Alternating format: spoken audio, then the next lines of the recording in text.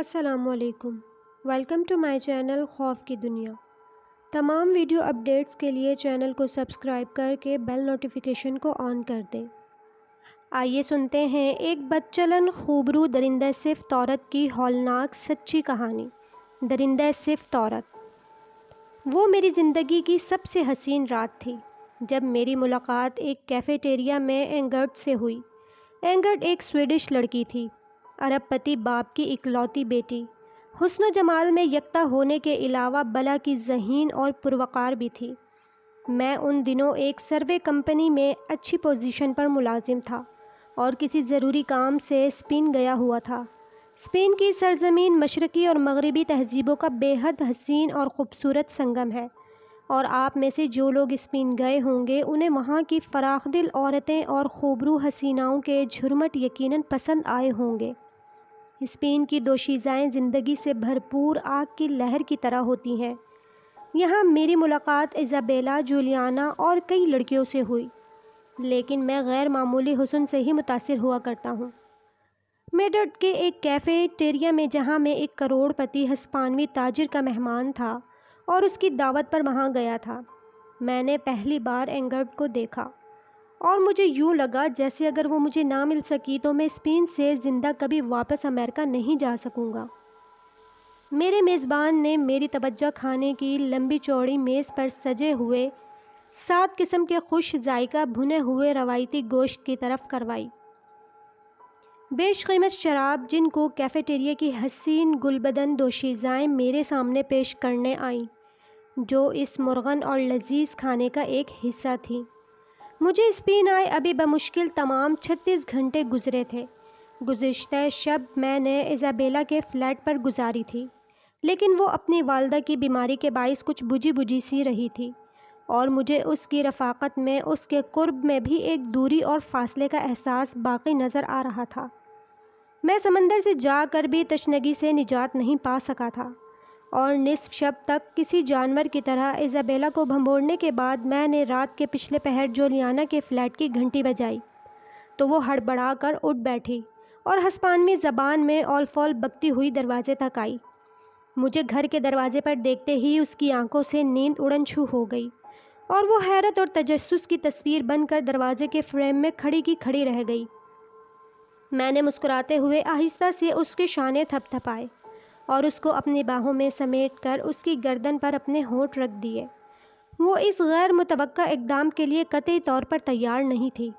اس نے کسمساتے ہوئے خود کو میری گرفت سے آزاد کرا لیا اور آہستہ آہستہ چلتی ہوئی اندر کوریڈور کی طرف جانے لگی۔ میں نے دیکھا کہ اس کے فربہ اور دل فریب نشیب و فراز بے حد ہیجان انگیز اور جنون خیز انداز میں دائیں بائیں ہل رہے تھے، اور ان کے تھرکنے کے ساتھ ساتھ میرا دل بھی زور زور سے دھڑکنے لگا۔ میں نے برق رفتاری سے دروازے کی چٹخنی لگائی اور کسی چیتے کی مانند اس پر جا گرا۔ آپ حیران ہو گئیں کہ وہ ایک ٹھوس اور بے حد صحت مند لڑکی تھی، لیکن اس وقت مجھ میں کوئی ایسی طاقت سمائی ہوئی تھی کہ میں خود بھی اس کا صحیح طور پر اندازہ نہیں لگا سکتا تھا۔ میں اسے لیے ہوئے کوریڈور کے پختہ فرش پر گر پڑا، اور ہم دونوں ایک دوسرے میں الجھے ہوئے شفاف اور چکنے فرش پر دور تک پھسلتے چلے گئے۔ ملاقات کا یہ انداز بڑا عجیب و غریب تھا۔ اس سے پہلے کہ وہ سنبھلتی یا اٹھ سکتی، میں نے بڑی برق رفتاری سے اسے زیر کر لیا، اور وہ پوری طرح صورتحال کو سمجھنے کی کوشش میں بری طرح بوکھلا گئی۔ میں نے اسے بے بس کر دیا، اور جب اس نے مجھے بعد میں پوچھا کہ آخر یہ کیا حرکت تھی، تو میں نے اسے بتایا کہ دراصل میں جذبات کی یلغار کے سامنے بے بس ہو کر رہ گیا، اور اسی وجہ سے میں نے ایسی حرکت کی۔ وہ مسکرائی۔ شاید اتنی دل فریب رات میں نے پہلے کبھی نہیں گزاری۔ صبح میں بہت دیر سے اٹھا، لیکن میں تازہ دم تھا۔ اگلے دن بلکہ اگلی رات میں نے پھر ایزابیلا کے فلیٹ پر گزاری۔ اس وقت اپنے فلیٹ پر موجود نہیں تھی۔ میں اس کی غیر موجودگی اس کے بیڈ روم میں بیٹھا، اس کی البم کی ورق گردانی کرتا رہا۔ شاید ایزابیلا اپنے کسی دوست کے ہمراہ کہیں رات گزارنے گئی تھی۔ اس کی غیر موجودگی میں اس کی ذاتی ملازمہ اولیویا میرے لیے سیاہ کافی بنا کر لائی اور مجھے آرام کرنے کی تلقین کرتی ہوئی دوسرے کمرے کی طرف بڑھی۔ میں نے بھرپور نظروں سے اولیویا کے بدن کا جائزہ لیا۔ وہ گدرائے ہوئے بدن کی ایک سانولی سی دوشیزہ تھی۔ میں نے محسوس کیا کہ اس کے سانولے رنگ میں بے پناہ کشش اور اس کا بھرا بھرا بدن بے پناہ جنسی کشش رکھتا تھا۔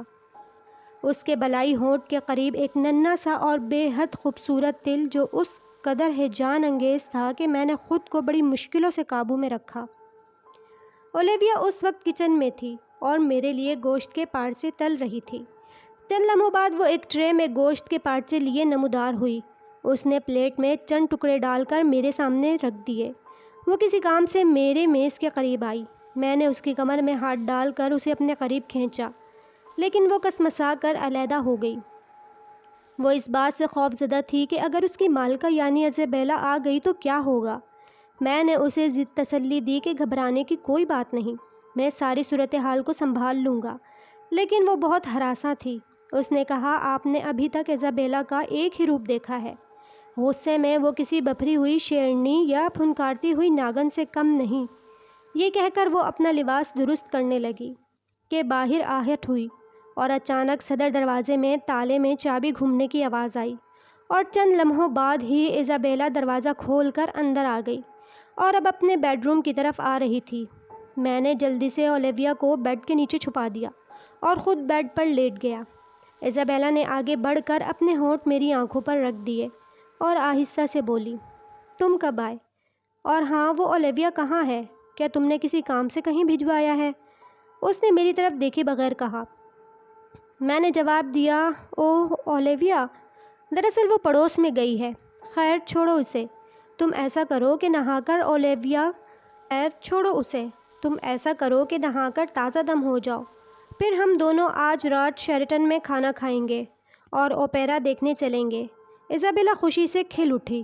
وہ یوں بھی اچھے ہوٹلوں میں جانے کی شدت سے آرزومند معلوم ہوتی تھی۔ سیدھی غسل خانے میں جا گھسی۔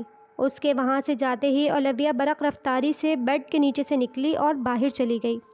اولیویا، اولیویا، تم کہاں ہو؟ ایزابیلا کی آواز بیڈ روم میں گونجی۔ شاید وہ کسی چیز کی تلاش میں پھر رہی تھی۔ ڈارلنگ، تم کہاں چلے گئے؟ کہاں ہو تم؟ پھر اس نے مجھے پکارا۔ میں نے جلدی سے چٹخنی کھولی اور تقریباً بھاگتا ہوا بیڈ روم میں آیا۔ اوہ کچھ نہیں، میں ذرا کچن تک گیا تھا۔ اولیویا واپس آ گئی ہے اور کچن میں ہے، میں نے اپنی سانس درست کرتے ہوئے کہا۔ میں نے دیکھا کہ ایزابیلا اپنے حسین بدن کے ارد گرد ایک بڑا سا گلابی تولیہ لپیٹے کھڑی تھی۔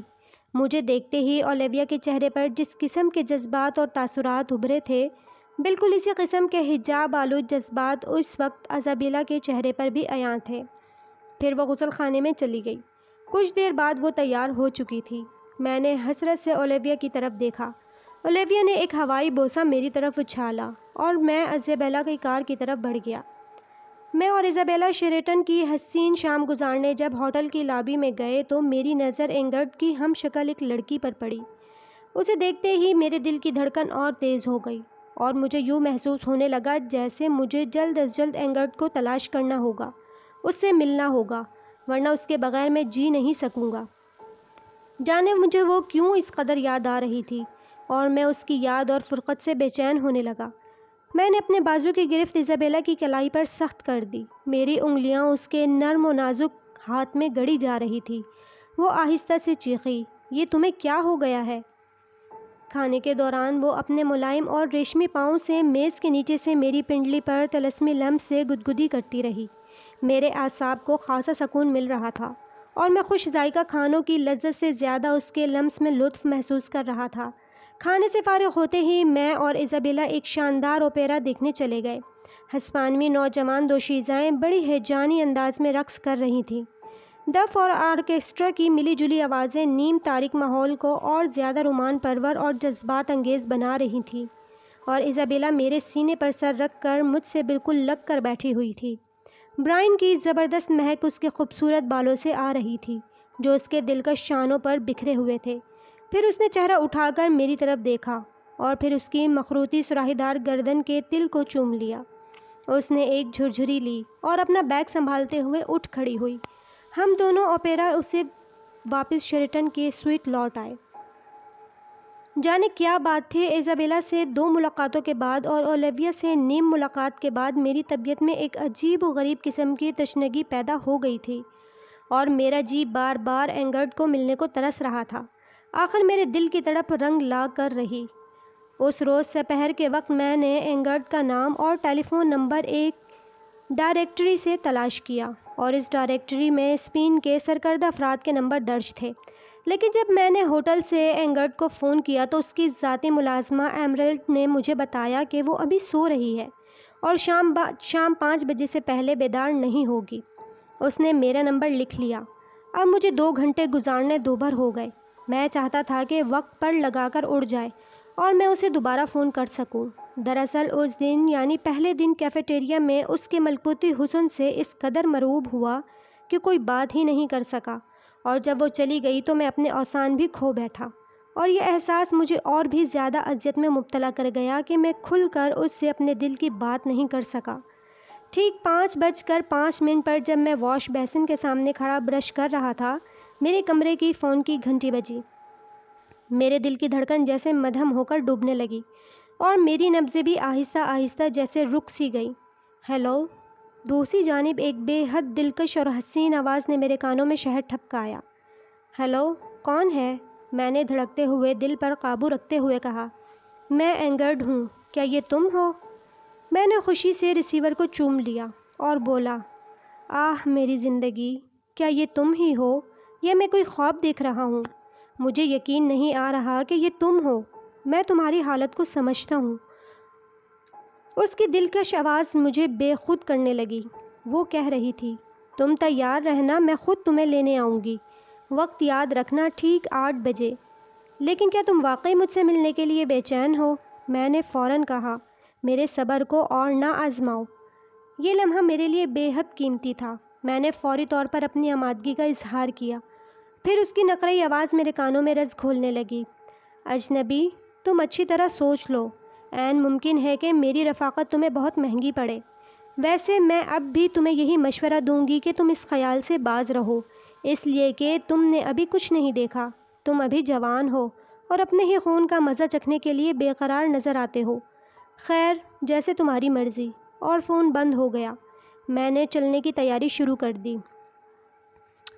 مجھے کیا معلوم تھا کہ جس رات کو میں اپنی زندگی کی سب سے قیمتی اور سنہری رات سمجھ رہا تھا، وہ میری زندگی میں ایک تاریک لمحہ بن کر آئے گی اور میری زندگی کا رخ تبدیل کر کے رکھ دے گی۔ ٹھیک 8 بجے ایک زبردست ماڈل کی جدید ترین اور شاندار رولرز رائس آ کر شیریٹن کی لابی میں رکی، اور مجھے کمرے میں اطلاع دی گئی کہ مس اینگرڈ میری منتظر ہے۔ میں نے آخری بار آئینے میں اپنا سراپا دیکھا، پرفیوم کی پوری بوٹل اپنے کپڑوں پر انڈیلی اور اپنی ٹائی کی ناٹ درست کرتا ہوا لفٹ کی طرف بڑھا۔ چند سیکنڈ بعد میں لابی سے گزر کر رولرز رائس کی طرف بڑھ رہا تھا۔ مجھے یوں لگ رہا تھا جیسے کوئی مقناطیسی کشش مجھے اپنی طرف کھینچ رہی ہو۔ یہ سب کچھ کسی خواب کی مانند تھا۔ میں کشاں کشاں کار کی طرف کھینچا جا رہا تھا۔ میں نے دیکھا ایک باوردی حبشی ملازم کار کی پچھلی نشست کا دروازہ کھولے کھڑا ہے۔ میں آگے بڑھا اور فارم کشن کی آرام دہ سیٹ میں جیسے ڈوب گیا۔ رنگ اور خوشبو کی ایک تیز لہر نے میرا احاطہ کر لیا۔ کار میں ہلکی ہلکی موسیقی کی دوش پر خوشبوئیں رقص کر رہی تھی، اور ایک بے حد حسین اور نفیس گلابی میکسی میں اینگرڈ میرے پاس مجھ سے صرف چند انچ کے فاصلے پر بیٹھی تھی۔ اس کی بڑی بڑی نیلی آنکھوں میں محبت اور اپنائیت کے چراغ روشن تھے۔ دروازہ بند ہوتے ہی کار بغیر کسی آواز کے آگے بڑھی۔ اینگرڈ نے اپنا نرم و نازک ہاتھ میرے ہاتھ پر رکھ دیا اور میرے بدن پر جیسے ہزاروں وولٹ کا کرنٹ دوڑنے لگا۔ میں اس کے بدن سے اٹھتی ہوئی خمار آلود مہک سے پاگل ہوا جا رہا تھا۔ کار ایک عالی شان محل نما عمارت کے پورچ میں جا کر رک گئی، اور اینگرڈ مجھے ہمراہ لیے ہوئے جیسے ہوا کے دوش پر تیرتی ہوئی ایک بڑے سے ہال سے گزر کر ساگوانی سیڑھیاں طے کرتی ہوئی بالائی منزل کی طرف چل دی۔ راہداری کے آخری سرے پر جا کر وہ رک گئی اور مجھے ایک کمرے میں بیٹھنے کا اشارہ کیا۔ میرے کانوں میں جیسے شائیں شائیں ہونے لگی۔ انتظار کا ایک ایک لمحہ میرے لیے قہر آلود قیامت اور صدیاں بن کر گزر رہا تھا۔ میں کمرے کی دیواروں پر آویزہ بے حد عریاں اور شرمناک تصاویر کو دیکھ رہا تھا۔ یہ قد آدم تصویریں اس قدر ہیجان انگیز اور اشتعال انگیز تھیں کہ میرے بدن کے رونگٹے پھٹتے جذبات سے گنگنانے لگے۔ چند لمحوں بعد اس کمرے کے دروازے پر کسی نے آہستہ سے دستک دی۔ شاید یہ دروازہ اینگرڈ کی خوابگاہ میں کھلتا تھا۔ پھر اینگرڈ کی آواز نے میرے کانوں میں شیرینی ٹپکائی، اب تم اندر آ سکتے ہو۔ یہ سن کر میں کمرے میں داخل ہوا اور ٹٹول کر دیوار پر لگا ہوا سوئچ آن کر دیا۔ پورا کمرہ ہلکی سبز روشنی میں نہا گیا۔ وہ میرے سامنے تھی۔ میں نے نظریں اٹھائیں۔ سبز روشنی میں نہائی ہوئی اینگرڈ کا عریاں بدن مجھے یوں محسوس ہو رہا تھا جیسے وہ کوئی سر و قد مجسمہ تھی جسے کائی سے تراشا گیا تھا۔ اس کا بدن اس قدر متناسب اور گداز تھا کہ اسے نظر بھر کر دیکھنے کی تاب مجھ میں نہیں تھی۔ مجھے یوں لگ رہا تھا جیسے میں نے اگر زیادہ دیر تک اسے دیکھا تو میں خود اپنے جذبات کی آگ میں جل کر راکھ ہو جاؤں گا۔ اس کا بدن کسی ستار کی مانند تنا ہوا تھا جو ملاپ کے لیے بے قرار ہو۔ میں یقین سے کہہ سکتا ہوں کہ اس قدر سحر انگیز بدن میں نے پہلے کبھی نہیں دیکھا۔ اس کے بدن پر 1 سینٹی میٹر بھی فالتو گوشت نہیں تھا۔ وہ کسی خوبصورت تراشے ہوئے مجسمے کی مانند حسین تھی۔ مجھے ایسا لگ رہا تھا جیسے میں وینس کے زندہ مجسمے کو اپنے سامنے دیکھ رہا تھا۔ اس کے لبوں پر ایک طلسمی مسکراہٹ رقصہ تھی۔ اس نے اپنے دونوں بازو وا کیے اور میں اس کے حسن کے حضور خراج عقیدت پیش کرنے کے لیے آگے بڑھا۔ وہ کسی بھوکی شیرنی کی طرح مجھ پر حملہ آور ہوئی، اور اس سے پہلے کہ اس کی اس حرکت یا ادا کو سمجھنے کی کوشش کرتا، وہ مجھے اپنے وزن تلے دبائے قالین پر لوٹ رہی تھی۔ اس نے اپنے تیز اور لمبے ناخنوں سے میرا چہرہ لہو لہان کر دیا، میرا لباس تار تار کر دیا۔ میں حیران تھا کہ آخر کیا ہو گیا۔ وہ کسی جنگلی اور وحشی مادہ چیتے کی طرح بار بار مجھے زمین پر گرا کر مجھ پر حملے کر رہی تھی، اور ہر بار میں یہ محسوس کر رہا تھا کہ اس کے حملوں میں شدت پیدا ہوتی جا رہی ہے۔ پھر اس نے مجھے کسی بپری ہوئی شیرنی کی مانند بھنبوڑنا شروع کر دیا۔ میرے شانوں، رانوں، ہاتھوں اور سینے کے علاوہ اس نے میری گردن پر جگہ جگہ کاٹ لیا۔ پھر اس نے میرے ہونٹ اپنے ہونٹوں میں دبائے اور انہیں کاٹ ڈالا۔ درد اور تکلیف کی شدت سے میرا برا حال تھا۔ خون کا تلخ اور نمکین ذائقہ مجھے اپنی زبان پر محسوس ہو رہا تھا۔ وہ کسی درندے کی مانند مجھ سے کھیل رہی تھی۔ لذت وصال کا ہر تصور یہاں بے معنی ہو کر رہ گیا تھا۔ وہ میرے بدن سے بہنے اور برسنے والے خون کو بڑی رغبت سے کسی خون آشام چڑیل یا ڈائن کی طرح چاٹ رہی تھی۔ مجھے یقین ہو چلا تھا کہ میں اب زندہ یہاں سے نہیں نکل سکوں گا۔ میں نے غنودگی کے عالم میں دیکھا۔ اب میز کی دراز سے ایک بڑا سا پھلدار چاقو لے کر میری طرف بڑھ رہی تھی۔ اس کے چہرے پر ایک ہولناک شیطانی مسکراہٹ مچل رہی تھی۔ میں نے تیزی سے کروٹ لی اور اچھل کر ایک لات اس کے سینے پر ماری۔ وہ تیورا کر دور جا گری۔ میں نے چاقو اٹھایا اور دستے تک اس کے دل کے مقام پر عین سینے کے ابھاروں کے درمیان پیوست کر دیا۔ پھر میں پھرتی سے باہر نکلا اور دروازہ بند کرتا ہوا تیزی سے راہداری سے بھاگتا ہوا اس محل نما عمارت سے باہر آ گیا۔ اب میں ایک قاتل تھا، ایک خونی درندہ جس کی اپنی کوئی حیثیت نہیں تھی، اور جو ہم وقت اپنی جان بچانے کے لیے ادھر سے ادھر پناہ کی تلاش میں پھر رہا تھا۔ مجھے معلوم تھا کہ میرے وہاں سے آتے ہی اینگرڈ کی لاش دستیاب ہو چکی ہوگی، اور اب پورے میڈرڈ کی پولیس میری تلاش میں سرگرداں ہوگی۔ میں لوہے کے پائپ کے ذریعے کسی بلے کی مانند اپنے ہوٹل کے سوئٹ میں داخل ہوا اور اپنے سامان کا بیگ کمر سے باندھ کر پھر اسی راستے سے نیچے اتر کر اسپین کے ایک قہوہ خانے میں پناہ لی۔ اب مجھے اسپین سے نکلنے کی کوئی راہ تلاش کرنا تھی، اور یہ کوئی آسان کام نہیں تھا۔ میں نے اپنی گھنی اور خوبصورت داڑھی منڈوا دی، اپنا امریکن پاسپورٹ پھاڑ کر ایک گٹر میں پھینک دیا، اور اب میں ایک ہسپانوی گڈریے کا روپ اختیار کر چکا تھا۔ خیر، میں اس چرواہے کی مدد سے اسپین سے فرار ہوا اور پیرس چلا آیا۔ پیرس میں خود کو اسپین کے مقابلے میں بہت زیادہ محفوظ سمجھتا تھا۔